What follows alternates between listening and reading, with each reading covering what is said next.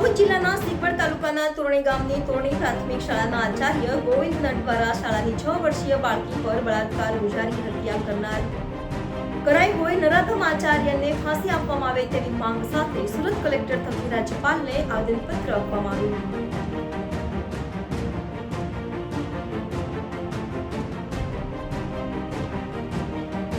समस्त आदिवासी समाज गुजरात राज्य द्वारा सूरत कलेक्टर थकी गुजरातना राज्यपालने अपाયેલા આવેદનપત્રમાં જણાવાયું હતું કે દેશમાં રોજે રોજ બેન અને દીકરીઓની આબરૂ લૂંટાઈ રહી છે, ત્યારે આવા નરાધમો સામે કડક પગલાંની માંગ કરવાની સાથે જ હાલમાં જ દાહોદ જિલ્લાના સિકવડ તાલુકાના તોરણી ગામની તોરણી પ્રાથમિક શાળાના આચાર્ય ગોવિંદ નટ દ્વારા શાળાની 6 વર્ષીય બાળકી પર બળાત્કાર ગુજારી હત્યા કરનાર કોઈ નરાધમ આચાર્ય ગોવિંદ નટને ફાંસી આપવામાં આવે તેવી માંગ કરી હતી।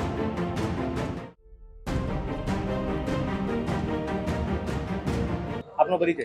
મારું નામ હિતેશ શંકરભાઈ મુંડવાડા, સમસ્ત આદિવાસી સમાજ સુરત શહેર યુવા પ્રમુખ, જિલ્લા અધ્યક્ષ ભીલ સમાજ સુરત શહેર। આજે સુરત શહેર કલેક્ટર કચેરી અમે અમારા સમાજના લેટર પેડ નીચે આજે અમારા આદિવાસી પટ્ટામાં દાહોદ વિસ્તારમાં જે બક્ષીપંચ હિન્દુ સમાજની જે દીકરી 6 વર્ષની બાળા જે પહેલા ધોરણમાં ભણે છે એની પર બળાત્કાર કરીને જે મારી નાખવામાં આવી છે એ બાબતે કલેક્ટર ઓફિસે અમે આવ્યા છે। અને જે ઘટના એવી છે કે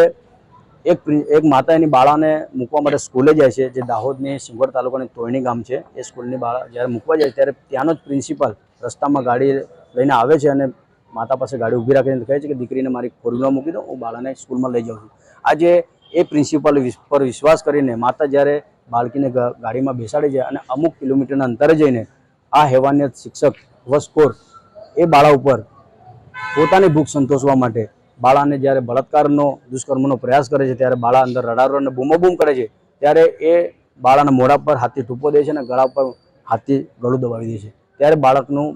નાની દીકરી જે ફૂલ જે 6 વર્ષની એનું મોત થઈ જાય છે। આજે નાની 6 વર્ષની દીકરીનું જ્યારે દુષ્કર્મ આચરનાર આ હેવાનિયત શિક્ષક જે સોશિયલ મીડિયાના માધ્યમ થકી એમ પ્રિન્સિપાલને અમે જોયો કે દાહોદ જિલ્લાના વિશ્વ હિન્દુ પરિષદનો મુખ્ય છે અને બજરંગ દળનો નેતા છે અને RSS સાથે જોડાયેલો એક કાર્યકર્તા છે અને બીજેપી સાથે પણ સંકળાયેલા પાર્ટી સાથે સંકળાયેલો એક વ્યક્તિ છે આરોપી। ત્યારે એને બચાવવા માટે અમારા વિસ્તારના આદિવાસી પટ્ટાના MP MLA આજે 6-7 દિવસની આ ઘટના છે ત્યારે ચૂપ થઈને બેઠા છે, એનો અમે સખત વિરોધ કરીએ છીએ। જ્યારે પશ્ચિમ બંગાળમાં ઘટના ઘટી હતી ત્યારે પશ્ચિમ બંગાળની જે ઘટનામાં આખા ભારત દેશના હિન્દુ સંગઠનોથી દરેક સંગઠનો જે રોડ પર ઉતરી આવતા અને ગુજરાત બંધનું પણ એલાન આપતા હોય, ત્યારે આજે એક હિન્દુ સમાજની હિન્દુ સંગઠનની જે દીકરી અમારા આદિવાસી વિસ્તારમાં અમારા પરિવારની વચ્ચે રહી છે અને આજે એ દીકરીને બાળાને ન્યાય આપવા માટે એના પરિવારને આપવા માટે કોઈ હિન્દુ સંગઠન, કોઈ હિન્દુ વિશ્વ પરિષદ કે બજરંગ દળના કોઈ પણ સંગઠનો બહાર કેમ નથી આવતા અને ત્યાંના ગુજરાતના MP MLA આ બાબતે બોલવા કેમ તૈયાર નથી?